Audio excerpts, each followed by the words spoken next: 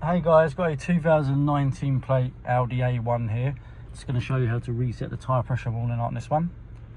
So on this one we're going to use the screen on the centre of the dash here.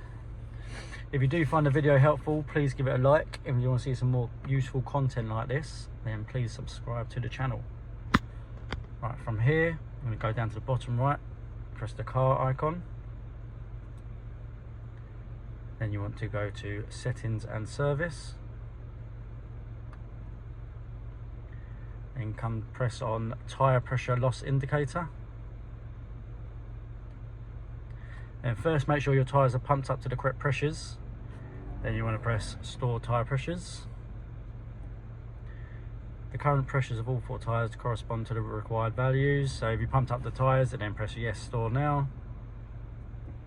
Storing values. And that's it.